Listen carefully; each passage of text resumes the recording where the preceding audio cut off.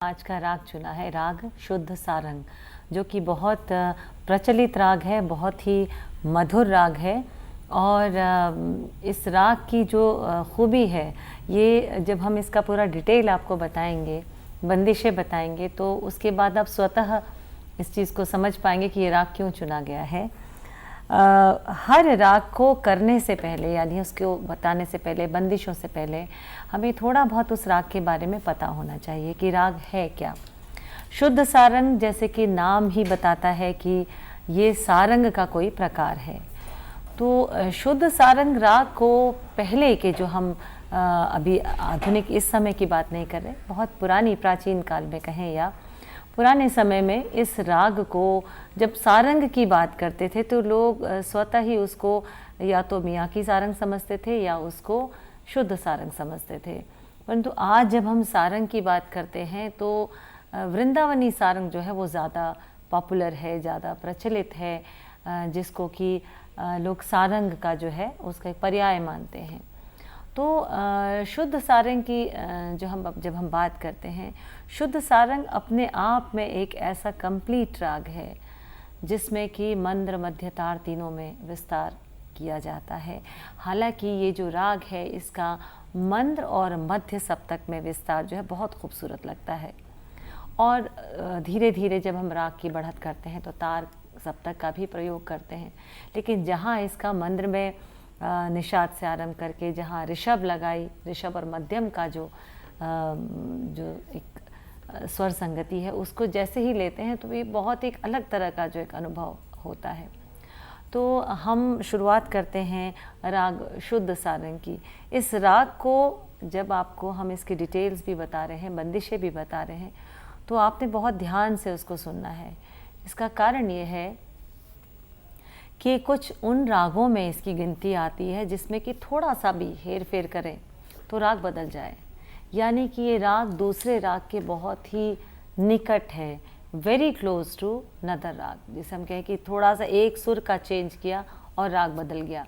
तो इसीलिए इस राग को बहुत समझते हुए, बहुत ध्यान से जो है बढ़ता जाना चाहिए।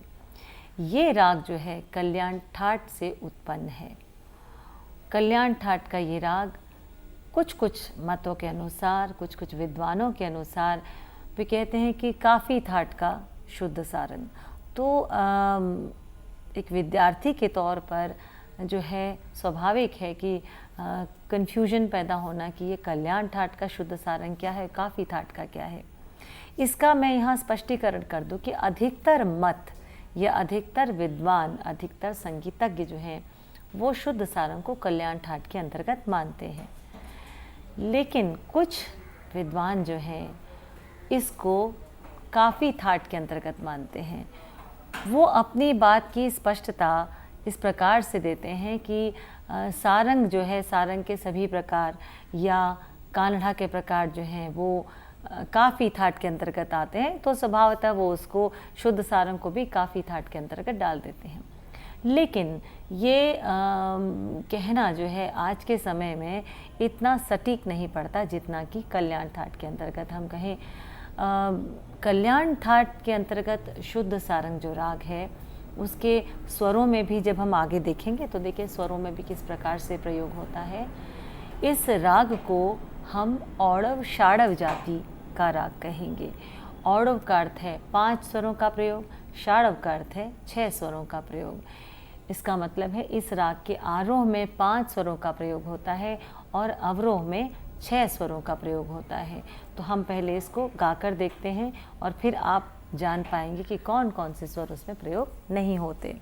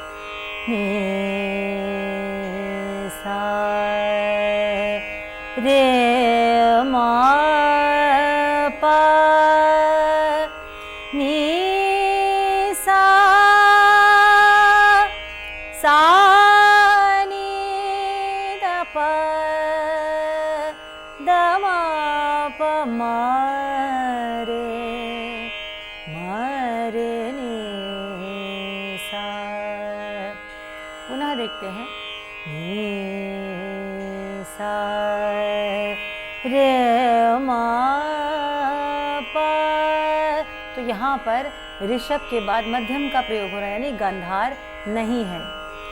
रे मा पा नी सा, तो पंचम के बाद सीधे निषाद का प्रयोग यानी धैवत का प्रयोग नहीं हो रहा है। कहने का तात्पर्य है कि आरोह में गांधार और धैवत वर्जित हैं। इस तरह से आरोह जो है वो औडव है। अवरोह देखते हैं, सा नी दा पा, धैवत का प्रयोग हो रहा है।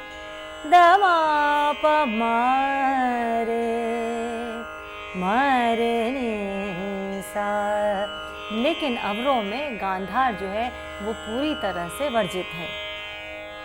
इसकी तुलना में देखा जाए तो धैवत का प्रयोग अवरोह में है। सा नी दा पा, धैवत का प्रयोग है। मा प मा रे, मा रे नी सा। तो हमने जहाँ राग की जाति की बात आती है, बिल्कुल स्पष्ट हो जाता है कि हम इसके जो जाति है वो औडव षाडव, औडव का मतलब गांधार और धैवत का प्रयोग आरोह में बिल्कुल नहीं है। और अवरोह में देखें तो धैवत का प्रयोग तो हो रहा है, लेकिन गांधार बिल्कुल भी प्रयोग में नहीं है। तो जाति इसकी हुई औडव षाडव। जब भी हम थ्योरेटिकल कोई बात कहते हैं, उसकी कोशिश करते हैं कि उसको हम आपको प्रैक्टिकली करके बताएं, ताकि विद्यार्थी उसको उसी समय सहज रूप से उसको समझ ले, सीख ले, और कभी भी उसको यहाँ पर कोई कन्फ्यूजन नहीं होता। हमने कह दिया जाति औडव षाडव है, या जाति औडव संपूर्ण है, या औडव औडव है, तो यहाँ पर स्वर यदि स्पष्ट हो जाए तो वो कभी भी भूलता नहीं है, और कहीं ना कहीं उसके जहन में आरोह और अवरोह में कौन से स्वर प्रयोग होते हैं यहीं पर स्पष्ट हो जाता है और उसको याद हो जाता है। आगे चलते हैं, इसके समय की बात। इसका समय मध्याह्न काल है, यानी दोपहर का समय। हम कह सकते हैं कि 12 बजे के आसपास का जो समय होता है वो इस राग को गाने के लिए बहुत ही उचित समय माना गया है। इस राग में ऋषभ जो है वो वादी स्वर है और पंचम जो है वो संवादी स्वर है। ऋषभ जो है उसका प्रयोग बहुत है, बाहुल्यता है, एक अलग चमक कर जो है ये स्वर आता है। लेकिन ऋषभ भी किस तरह का ऋषभ, हम आगे जब स्वरों के बारे में आपको बताएंगे तो उसमें हम ऋषभ को और अच्छे तरीके से आपकी उसकी व्याख्या करेंगे। तो ऋषभ इसका वादी है, और पंचम जो उसके संवाद में है वो है संवादी। मैं हर बार आपको बताती हूँ कि वादी और संवादी में 4 या 5 स्वरों का गैप होना चाहिए, तभी वो ठीक संवाद जो है वो बैठाता है। तो संवादी, वादी का जो संवाद हो उसको हम संवादी कहते हैं। तो वादी यदि ऋषभ है तो उसका पंचम से ठीक चौथा स्वर है, तो पंचम उसका संवादी स्वर है। इसमें सभी जो स्वर हैं वो शुद्ध हैं, केवल मध्यम को छोड़ के। मध्यम शुद्ध भी है और मध्यम तीव्र भी है, यानी इसकी सबसे बड़ी विशेषता हम कहें इस राग को, वो है दोनों मध्यमों का प्रयोग, मध्यम के दोनों स्वरूपों का प्रयोग। मध्यम शुद्ध भी प्रयोग हो रहा है, मध्यम तीव्र भी प्रयोग हो रहा है। तो नि सा रे मा रे मा पा, तो अपने आप शुद्ध मध्यम और तीव्र मध्यम का प्रयोग कैसे होता है आपको स्पष्ट हो जाएगा। ये मध्यम के बारे में और भी जो डिटेल्स हैं वो मैं आगे आपको बताऊंगी। अभी हम सिर्फ एक ब्रीफ इंट्रोडक्शन जो है हम राग का लेते हैं। इस राग के जो न्यास के स्वर हैं वो है ऋषभ, पंचम और निषाद। न्यास का अर्थ होता है जहाँ पर ठहरा जाए, बार बार उस स्वर को बार बार दिखाया जाए, या हम अपनी आलाप को जो है जब हम समाप्त करते हैं तो उस स्वर पर आएँ, या उस स्वर को जिस प्रकार से प्रयोग करते हैं आलाप में तो वहाँ पर रुका जाए, उसको एम्फेसिस दिया जाए, उस पर पॉज हो, तो वो अपने आप ही एक राग का महत्वपूर्ण स्वर के रूप में जो है वो सामने आता है। इसीलिए ऋषभ जैसे कि इसका वादी स्वर है, पंचम संवादी स्वर है, तो जाहिर सी बात है कि ऋषभ और पंचम का बाहुल्यता से प्रयोग होगा। निषाद जो है उस पर भी न्यास होता है। निषाद, आप देखिए निषाद स्वर जो है इससे ही राग की शुरुआत होती है। नी नी सा प नी प नी सा प नी सा रे नी प नी प सा नी द प मा प नी प नी सा। तो आप देखिए निषाद का कितना अधिक प्रयोग हो रहा है, बार बार उस पर रुका जा रहा है। तो ऐसे स्वरों को हम कहते हैं न्यास के स्वर। राग में न्यास के स्वरों की क्या आवश्यकता है, ये भी एक प्रश्न आपके मस्तिष्क में आएगा। न्यास के स्वर की आवश्यकता है, क्योंकि जहाँ हम कहें कि यदि हम न्यास के स्वरों पर ध्यान न दें और हम कहें कि हम सब स्वरों को समान दृष्टि से देखते हैं, हम सबका समान प्रयोग करते हैं, तो राग बिगड़ जाएगा। जैसे किसी भी चीज़ को बनाने के लिए, कोई हम पेंटिंग बना रहे हैं, हम सीनरी बना रहे हैं, तो उसमें हमें एक कहीं ना कहीं प्रमाण को निश्चित करना पड़ेगा, एक लिमिटेशन रखनी पड़ेगी। जैसे हमको कहा जाता है कि सीनरी बनाइए जिसपे कि पहाड़ों का, सूर्य का, पक्षियों का और नदी का, इस तरह का सीन हो। तो लगभग सभी ने बचपन में इस तरह की सीनरी तो बहुत बनाई होगी। तो वहाँ पर हम एक सूर्य दिखाते हैं, हम ऐसा तो नहीं करते कि 4 सूर्य दिखा दें, क्योंकि वो प्रमाण है, उसकी उतना ही एक ही सूर्य जो है वो शोभा देता है, वो जायज़ है, या हम कहेंगे वो एक पेंटिंग को या एक सीनरी को सही ठहराएगा।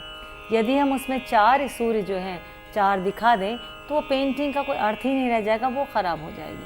इसी प्रकार से न्यास के जो स्वर हैं वो कुछ ही स्वर होते हैं जिन पर अधिक ठहरा जाता है, अधिक बल दिया जाता है, तभी तो वो न्यास के स्वर हैं। नहीं तो यदि हम बाकी स्वरों को बराबर उसकी कंपैरेटिवली हम यदि उसको बराबर रुका जाए तो वहाँ पर राग बिगड़ सकता है, फिर राग की अपनी कोई अहमियत नहीं रह जाएगी। तो इसीलिए हर राग को बनाने के लिए जो स्वर हैं, जो नोट्स हैं, उनकी एक प्रॉपर क्वांटिटी, एक प्रॉपर तरीका, प्रॉपर स्वर संगति होती है। उसको लेते ही हम जो है उस राग को बना सकते हैं, उसके साथ हम न्याय कर सकते हैं। तो ये कुछ बहुत सिंपल से क्वेश्चन है जो कई बार विद्यार्थी पूछते हैं, या कई बार विद्यार्थी अपनी हेजिटेशन से नहीं पूछ पाते, तो उनको ये चीज़ें स्पष्ट होनी चाहिए। अब हम इसके सम प्राकृतिक राग, यानी कि उससे मिलता जुलता राग, राग ऑफ सेम नेचर हम कहें, या आसपास के जो राग जिससे कि थोड़ा सा राग में फेर बदल करो तो वो दूसरा राग बन जाता है। तो ऐसे कौन से राग है जो हम सरल शब्दों में कहें तो मिलते जुलते राग, यानी जो आपस में एक जैसे दिखाई पड़ रहे हैं। तो एक राग है राग श्याम कल्याण, जो बहुत ही खूबसूरत राग है और परफॉर्मेंस की दृष्टि से जो है विद्यार्थी या संगीतज्ञ जो है, संगीतकार जो हैं, वो शुद्ध श्याम कल्याण और शुद्ध सारंग को बहुत लेते हैं। यदि दोपहर के समय का राग है तो शुद्ध सारंग को लिया जाता है, शाम के समय का राग है तो श्याम कल्याण को लिया जाता है। तो अधिकतर लोग इन रागों को पसंद करते हैं। इन रागों की एक स्वरूप को देखते हुए, या उससे जो एक भाव, एक रस पैदा होता है, उसको देखते हुए इन रागों को लेते हैं। तो ये तो एक मैंने ब्रीफ जो है इन रागों के बारे में बताया। अब थोड़ा सा हम पहले इसके आरोह अवरोह और पकड़ को देखते हैं और फिर हम बंदिशों पर आते हैं। बंदिश के साथ साथ ही हम आपको इस राग की विशेषताएं, इस राग में स्वरों का कैसे प्रयोग होगा, इस राग में कौन से किस प्रकार से आलापचारी की जाएगी, इस राग में किस प्रकार से अपनी तानों का निर्माण किया जा सकता है, पलटे कैसे होंगी, ये सब जानकारी भी हम आपको देंगे। मुझे बहुत से विद्यार्थी जो हैं वो प्रश्न करते हैं कि हमें आलापचारी जो है उसकी सीखनी है तो हम क्या करें। तो ये जो आपको इंट्रोडक्शन दिया जाता है, इस इंट्रोडक्शन को आप ध्यान से सुने और उसको जिस प्रकार से आपको बताया जाता है उस प्रकार से आप रियाज़ करें, तो आप आलाप अपने खुद क्रिएट कर सकते हैं और इसके साथ सबसे इम्पॉर्टेंट बात ये कि आलाप आपका गलत दिशा की ओर नहीं जाएगा, क्योंकि आपको ये बार बार बता दिया जाता है कि इस स्वर को इस प्रकार से प्रयोग होना है, इस स्वर को अमुक संगति के साथ प्रयोग होना है, इस स्वर पर इतना ठहराव है, ये न्यास के स्वर हैं, कौन से स्वर से आरंभ किया जाता है। किसी स्वर को हम यदि लेते हैं तो उसमें क्या वो मींड के सहारे होता है या वो लाग के सहारे होता है या उस पर कर्ण स्वर जो है वो लगता है। तो ये कुछ ऐसी चीज़ें हैं जो आपको स्वाभाविकतः जब हम इस तरह के आपको लेक्चर्स रागों पढ़ देते हैं तो ये भी बातें बीच बीच में आपको बताते हैं, जिससे कि आपके लिए आलापचारी बहुत ही सहज और सुगम हो जाती है। और क्योंकि हमारा इंडियन म्यूज़िक तो it is full of creativity, कि कल्पना की यहाँ पे बहुत स्कोप है। तो कल्पना, लेकिन अपने दायरे में ही कल्पना, यानी जो सही दिशा कल्पना की होगी तब तो वो मान्य होगी। यदि वो सही दिशा नहीं होगी तो कहीं ना कहीं आपको जो है वो कन्फ्यूजन क्रिएट कर देगी, भटका देगी। तो उसको दूर करने के लिए शुरू से यदि उसको दूर रखा जाए तो उसका एक सरल सा उपाय है कि जिस प्रकार से आपको दिशा निर्देश दिया जा रहा है आप उसकी तरह से ही जो है उसको आगे अपना अभ्यास, अपना रियाज करें। तो हम पहले आते हैं इसके आरोह और अवरोह पे।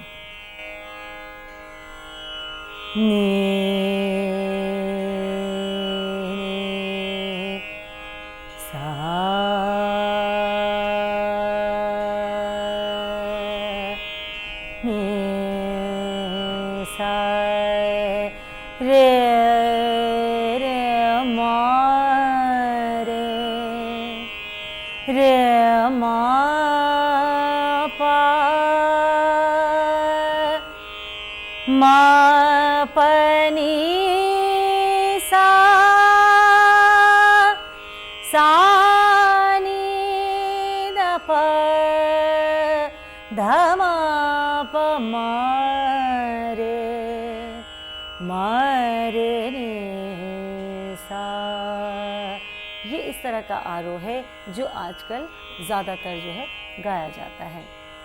नी सा रे मा रे मा पा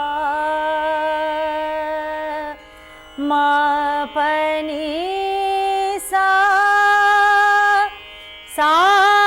नी द प द मा प मा रे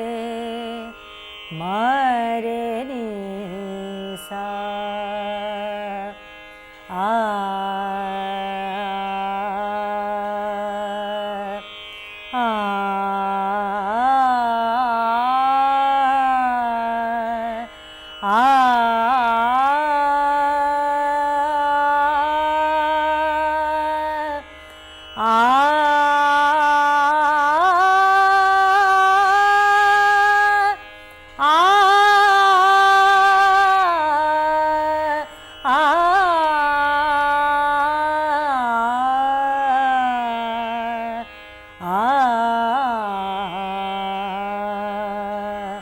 अधिकतर लोग जो हैं इस प्रकार का आरोह अवरोह करते हैं।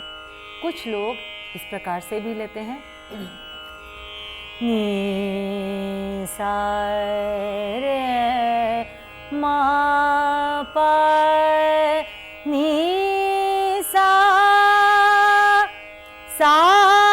नी द प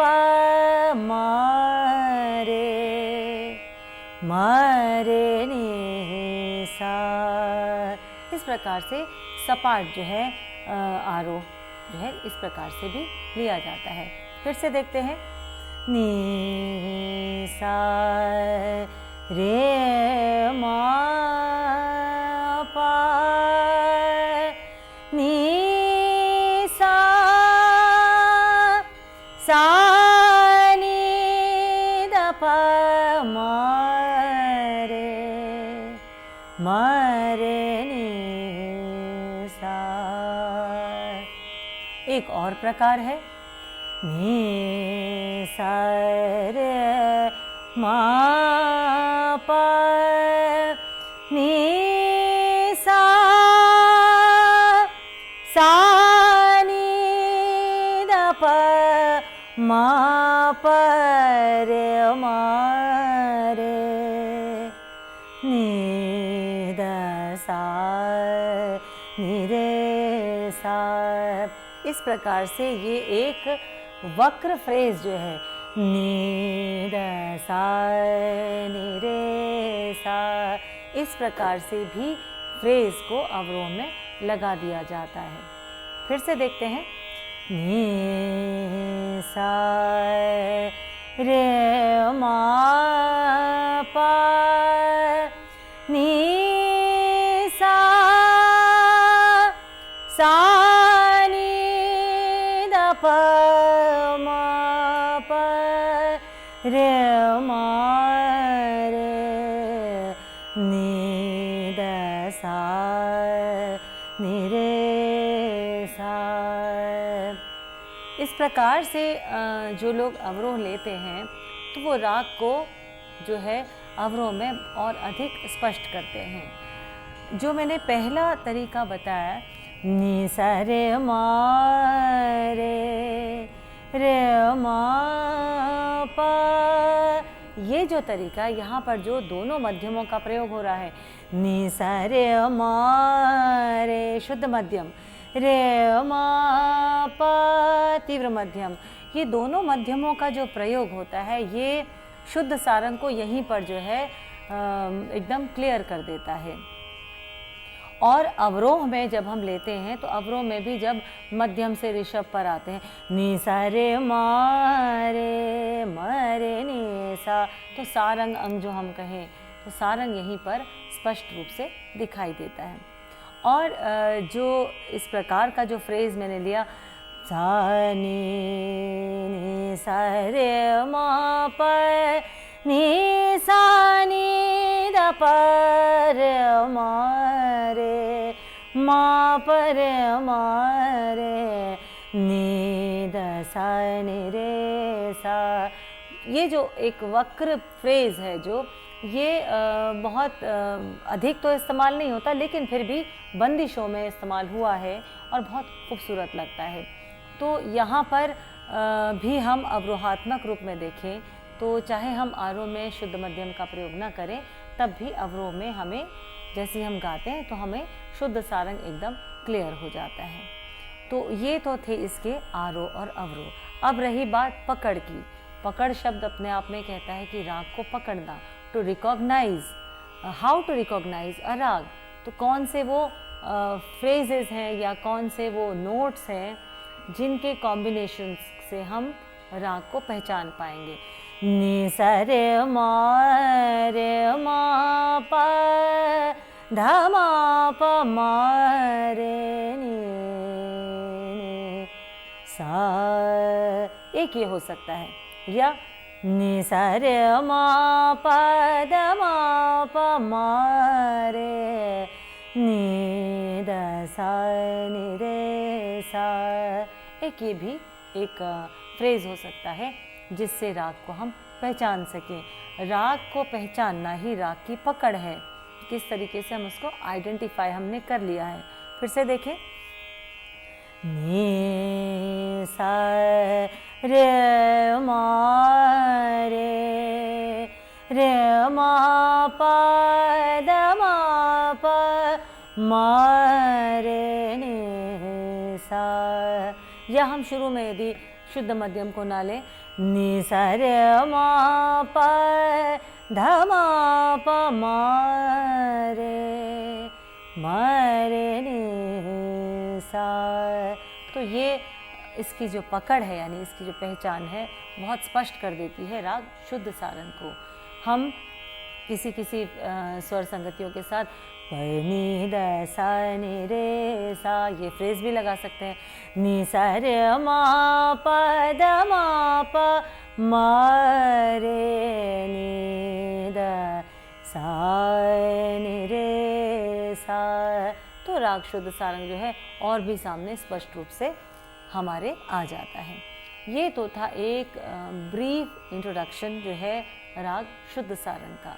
हम आगे चलते हैं उससे पहले हम एक बंदिश इसकी बहु प्रचलित बहुचर्चित बंदिश जो है, जिसको लगभग सभी लोग गाते हैं, चाहे वो विद्यार्थी हों इंस्टीट्यूशंस में, स्कूल्स में, या हम कहें कि यूनिवर्सिटीज़ में, या हम कहें कि परफॉर्मिंग आर्टिस्ट हैं, उन्होंने भी इस बंदिश को खूब गाया है। बहुत सुंदर बंदिश है ये। इस बंदिश के बोल हैं, अब मोरी बात मान ले पियरवा, जाऊं तो पर वारी। अब मोरी बात मान ले पियरवा, जाऊं तो पे वारी वारी वारी। 3 बार वारी शब्द का प्रयोग है। अंतरा है, प्रेम पिया हम सो नहीं बोलत, विनती करत मैं तो हारी हारी हारी। ये बंदिश 3 ताल में है। इस बंदिश की एक बहुत खासियत जो है वो है कि ये बंदिश 12वीं मात्रा से आरंभ होती है, और इसकी जो अंतरा है वो खाली से आरंभ होता है। कैसे? धा धिन धिन धा, धा धिन धिन धा, धा तिन तिन अब मोरे बात। तो देखिए कहाँ से, धिन धिन धा, धा तिन तिन धा। गिनती करते हैं, 1 2 3 4 5 6 7 8 9 10 11। अब मोरे बात आत, अब मोरे बात आत, मान ले पियरवा,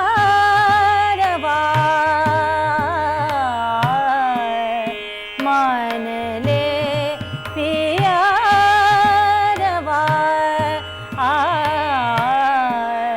जाऊं तो पे वारी वारी वारी वारी। अब मोरे बात आत, अब मोरे बात आत, मान ले पियरवा,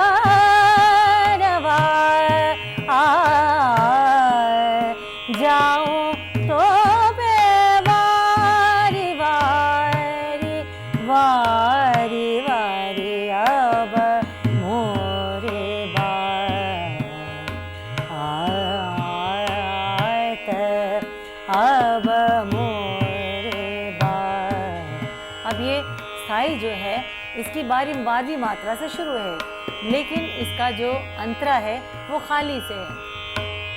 धिन धिन धा, धा तिन तिन। अब मोरे बात आत, मान ले पियरवा, जाऊं तो पे वारी वारी वारी वारी। अब मोरे बात आत। अब इसका अंतरा तो खाली से है, तो हम कहाँ से स्थाई की पंक्ति, पहली पंक्ति बोलकर जो है हम इस अंतरे को उठाते हैं। अब मोरे धा धिन धिन धा, धा धिन धिन धा, धा तिन तिन। अब मोरे बात आत, प्रेम पिया हम सो नहीं बोलत, प्रेम पिया हम सो नहीं बोलत, विनती करत मैं तो हारी हारी हारी हारी। अब मोरे बात। अब अंतरा देखिए, हमने जो पहली पंक्ति गाएंगे उसमें हम बात का जो है वो ता थोड़ा जल्दी बोलेंगे, दिन दिन दा दा। अब मोरे बात आत। बात को हम थोड़ा लंबा खींच रहे हैं, लेकिन जब हमने अंतरा उठाना है तो बात को थोड़ा पहले खत्म करेंगे। कैसे?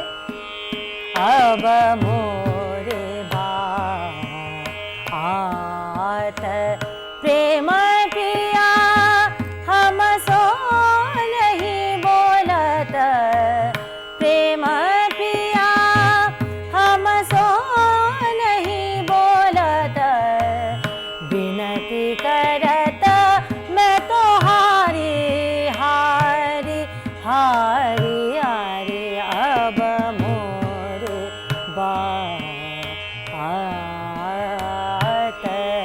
अब मोरे धा धिन धिन धा, धा धिन धिन धा, धा तिन तिन, अब मोरे बात प्रेम पिया। अब यहाँ पे देखिए ऑफ बीट से अंतरा शुरू हो रहा है, यानी एक मात्रा छोड़ के। तो हम कहते हैं कि खाली हमारी जो 9वीं मात्रा से है, तो हमें 10वीं मात्रा से अंतरा शुरू करेंगे। 1 2 3 4 5 6 7 8 9 10 11, अब मोरे 1 2 3 4 5 6 7 8 9, प्रेम पिया हम सो नहीं बोलत, विनती करत मैं तो हारी हारी हारी, अरे अब मोरे बात। अब इस थोड़ा सा तबला देखिए जरा। तबला देखिए लाइट्स का फ़र्क पड़ता है, तानपुरे पे भी फ़र्क पड़ता है कि सुर थोड़ा सा ऊपर नीचे होता है, तो ये जो है हमें इसका भी ध्यान रखना चाहिए। जब हम इस बंदिश की बात करते हैं तो ये बंदिश मैंने क्यों चुनी, देखिए इस बंदिश में राग का पूरा जो स्वरूप है वो सामने आता है। अब मोरे बा नी द प नी द सा नी रे सा, ये जो फ्रेज़ एक वक्र फ्रेज़ जो है ये इस बंदिश में खूब बहुत सुंदर तरीके से आता है। अब मोरे बात मान ले प्यारवा, मारे ये फ्रेज भी आ रहा है, मान ले तीसरा जो हम तीव्र मध्यम का मा पर मारे मामा पर, तो ये भी दोनों मध्यमों का प्रयोग जो है यहाँ पर बहुत सुंदर तरीके से आ रहा है। और ओवरऑल जब हम देखते हैं ये बंदिश के शब्दों का भी जब हम देखें और स्वरों को भी देखें तो एक बहुत सुंदर कॉम्बिनेशन इस बंदिश में हमें मिलता है। फिर से देखते हैं बंदिश को। धा दिन दिन दा, धा दिन दिन दा, धा तिन, अब मोरे बात, अब मोरे बात, मान ले प्यारवा, मान ले प्यारवा, जाऊं तो पे बारी बारी बारी बारी, जाऊं तो पे बारी बारी बारी बारी, अब मोरे बात, अब मोरे बात, प्रेम पिया हम सो नहीं बोलत, प्रेम पिया हम सो नहीं बोलत, विनती करत मैं तो हारी हारी हारी हारी, अब मोरे बात, अब मोरे बात, प्रेम पिया हम सो नहीं बोलत, प्रेम पिया हम सो नहीं बोलत, विनती करत मैं तो हारी हारी हारी हारी, अब मोरे बात, अब मोरे बात, अब मोरे बात, अब मोरे बात। तो जब हम इस बंदिश को आपको बता रहे थे, इसमें सबसे पहली बात जो हमने ध्यान रखनी है, इस राग का आरंभ जो है वो निषाद से, मंद्र सप्तक के निषाद से किया जाता है।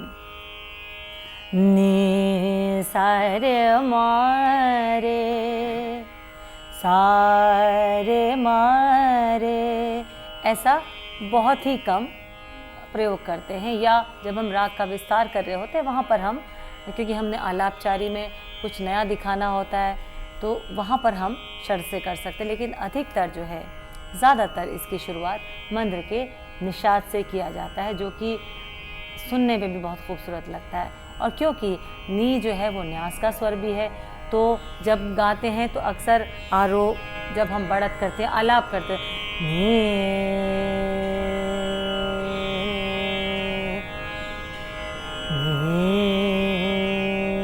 सा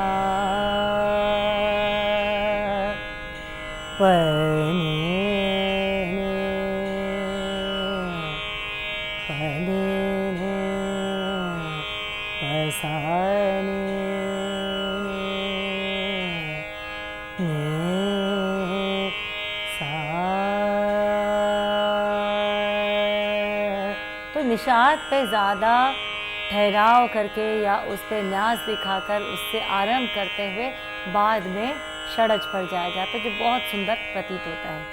पनी सारे ने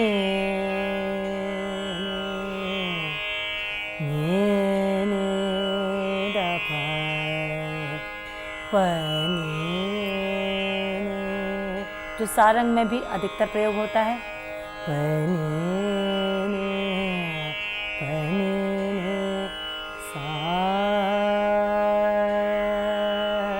तो यहाँ पर निषाद से जो है वो आरंभ राग का किया जाता है, चाहे वो आरोह अवरोह हो या हम कहें कि पकड़ हो या आलापचारी हो। इवन जब तान हम लेते हैं, नि सा रे म प द म प म म रे सा, नि सा रे म प नि सा नि सा नि द म म प म म रे सा, तभी निषाद से ही जो है आरंभ किया जाता है। तानों में हम थोड़ा सा और देख लेते हैं, रे म प द म प म म रे सा, ऋषभ से भी शुरू हो सकते हैं, लेकिन निषाद जो है वो न्यास का स्वर है, तो निषाद से आरंभ करना राग का बहुत खूबसूरत लगता है। जब हम राग को गाते या बजाते हैं तो तानपुरे पर षडज और पंचम जो है संवाद होना चाहिए। पंचम जो है इसका संवादी स्वर भी है, तो पहली तार को पंचम पर मिलाया जाता है, जोड़ी की दोनों तारों को जो है तार सप्तक के सा पे मिलाया जाता है, और खरज की तार को जो है षडज पर जो है मध्य सप्तक के षडज पर मिलाया जाता है। तो इस प्रकार से ये एक संवाद या कहें इस पटरी पर जो है ये राग की रेलगाड़ी दौड़ती है। हम यदि इस प्रकार से कहें तो मैं समझती हूँ कुछ समझ में और अच्छे से आएगा। राग की जहाँ तक बात करें, प्रकृति की बात करते हैं, यानी राग का नेचर क्या है। आपको सुनने से भी लग रहा होगा राग जो है गंभीर प्रकृति का है या शांत है और मधुर है। ऐसा नहीं कि गंभीरता है और गंभीरता में बिल्कुल एक हम कहें कि एक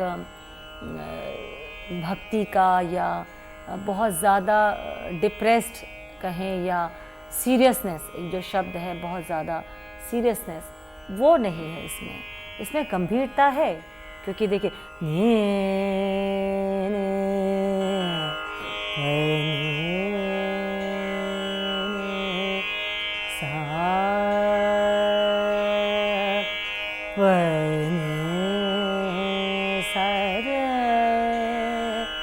रे रे मा रे मा रे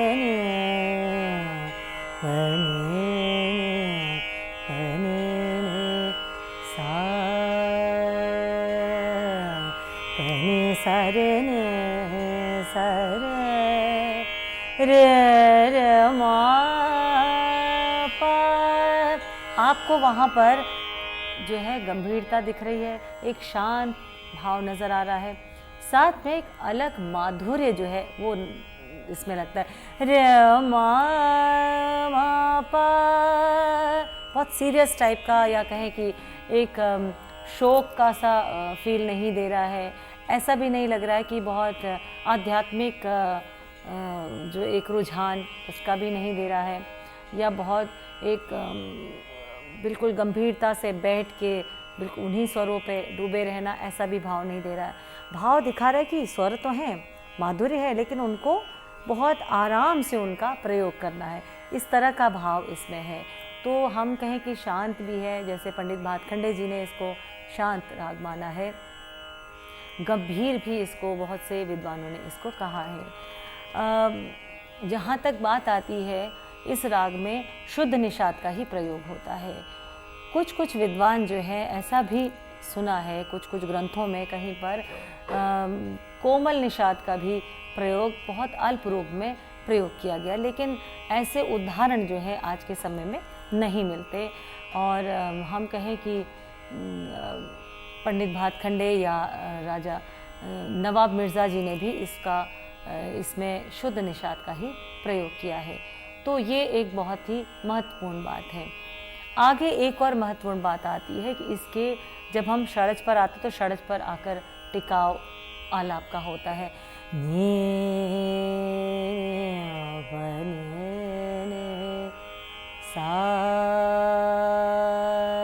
क्योंकि सा तो जो है वो इसमें प्रयोग होता है सभी रागों में, षड्ज पर आकर जो है अंत में ठहराव किया जाता है।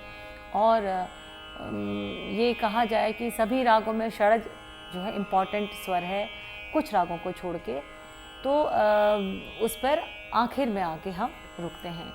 षड्ज के बाद अगला स्वर आता है ऋषभ। ऋषभ जो स्वर है उसको वादी स्वर कहा गया है। Rishabh it is a very important note, लेकिन इम्पॉर्टेंट कैसे है? इम्पॉर्टेंट सिर्फ वादी है ये तो है ही, लेकिन कैसे इसकी इम्पॉर्टेंस जो है वो बढ़ जाती है, जो और स्वरों के मुकाबले इसको एक अलग स्वरूप प्रदान करता है। जी हाँ, जो इसका ऋषभ है उस पे मध्यम का कण लगता है। कैसे? नी सा रे रे रे। तो यहाँ पे क्या है? नी सा मरे, मध्यम का कण लग रहा है, शुद्ध मध्यम का। नी सा रे रे मरे, नी सा रे मारे, ऐसे भी लेते हैं, जो कि हम कहें कि वृंदावनी सारंग में भी मिलता है या सारंग के प्रकारों में भी है। लेकिन जब किसी भी स्वर में बहुत कम एक तरह से टच करते हुए हम किसी दूसरे नोट को, उसके हायर वाले नोट को हम टच करते हुए आ रहे हैं, मध्यम को टच करते हुए आ रहे थे, इसका मतलब वो नोट पूरी तरह से तो नहीं है इसमें, लेकिन उसको छूते हुए आ रहे हैं। Every time when we are using, especially जब इसको आरोह में हम ले रहे हैं, नी सा रे रे, तो आप देखिए नी सा रे रे, ऐसे तो नहीं हम ले रहे, नी सा रे, माँ को टच करते हुए आ रहे हैं, तो हम कहते हैं कि उस ऋषभ पर मध्यम का कण लग रहा है। तो कण स्वर क्या है ये आपको समझ में आ गया होगा। कण का मतलब होता है एक छोटा सा पार्टिकल, जैसे हम कहते हैं शब्द का उसका जो हम अर्थ लेते हैं हिंदी में, तो उसको छोटा सा पार्टिकल हम कहते हैं। तो वो छोटा सा जो अंश है, उसका जो छोटा सा पार्टिकल है, वो ऋषभ के ऊपर छूता हुआ आ रहा है। तो कैसे? रे रे नी सा रे रे मारे। देखिए ऋषभ के बाद शुद्ध मध्यम आ रहा है, तब भी ऋषभ पर मध्यम का कण है। तो ये इस राग की अपनी एक बहुत खूबसूरत बात है, जो कि इस राग को बहुत एक जो माधुर्यता प्रदान करने वाली बात है, वो इस कर्ण स्वर से जो है, और आगे और स्वरों से भी आती है।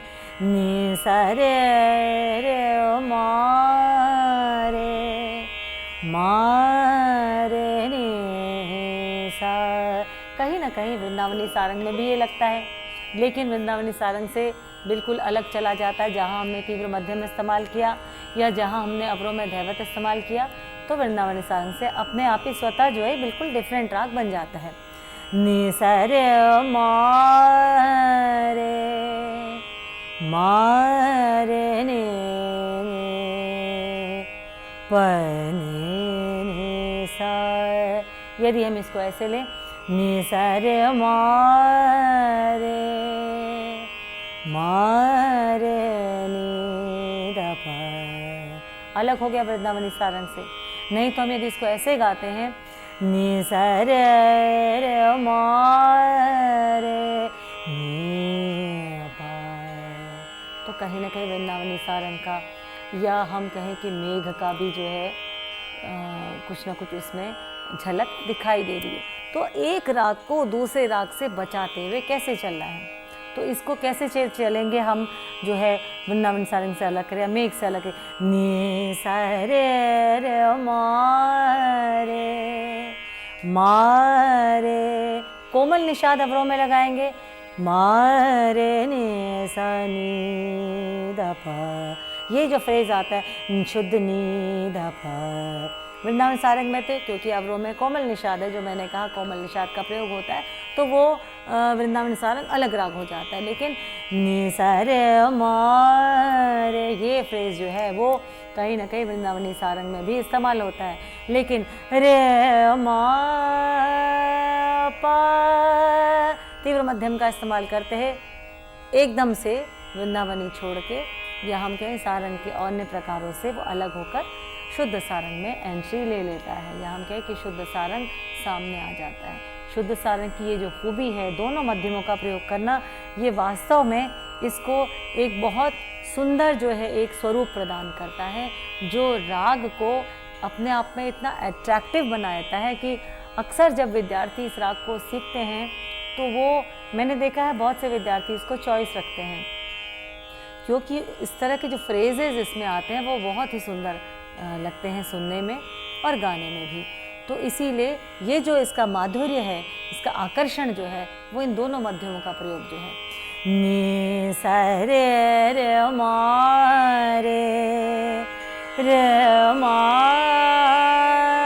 पा रे मा प द मा प मा रे मा प मा रे मा रे नि सा। इस प्रकार से दोनों मध्यमों का इसमें प्रयोग होता है। और जहाँ हमने धैवत का इस्तेमाल कर दिया, रे मा प द मा प, खुल के सामने जो है आपका शुद्ध सारंग आ गया, और जिसने कि सारंग के अन्य प्रकारों से अपने आप को बिल्कुल अलग एक स्वरूप प्रदान कर दिया। रे मा प द मा प मा प रे मा प नि सा नि द प द मा प मा रे मा प मा नि प नि सा रे नि द प नि द सा नि रे सा। जो लोग इस फ्रेज का इस्तेमाल करते हैं तो यहाँ पर इसको लगा सकते हैं। प नि सा रे मा प द मा प नि सा नि द प द मा प मा रे नि सा। मैंने आपको कहा कि ये प्रकृति के हिसाब से मिलते जुलते रागों में श्याम कल्याण के बहुत निकट है, लेकिन आज के लेक्चर में मैं आपको श्याम कल्याण नहीं बताऊंगी, या श्याम कल्याण का स्वरूप या क्या चीज़ जो श्याम कल्याण से मिलती है, कौन सी वो क्वालिटी है या वो फीचर है जो श्याम कल्याण से शुद्ध सारंग को अलग करता है, ये मैं आज नहीं बताऊंगी, क्योंकि इस लेक्चर को सुनने के बाद आप जो है आपके मस्तिष्क में, आपके जहन में जो है शुद्ध सारंग जो है वो पूरी तरह से स्पष्ट घूमना चाहिए। शुरू में ही आपको यदि दूसरा राग बता दिया जाए तो कहीं ना कहीं आपके अंदर कन्फ्यूजन क्रिएट होगी। तो अपने इसको मैं समाप्त करने से पहले एक छोटा सा आपको उसका फ्रेज समझाती हूँ या बताती हूँ, जिसको आप अभ्यास करिए।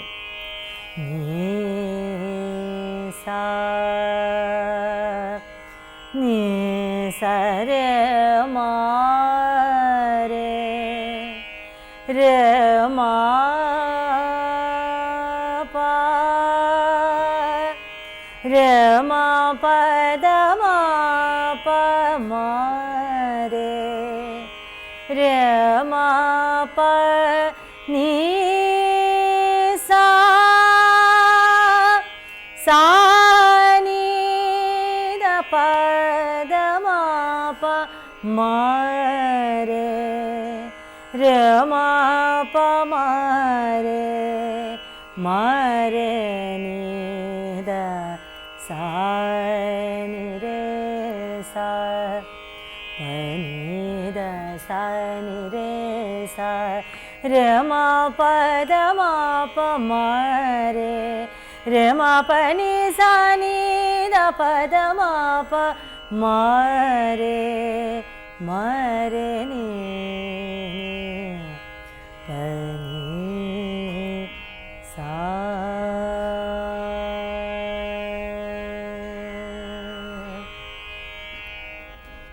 तो ये था राग शुद्ध सारंग।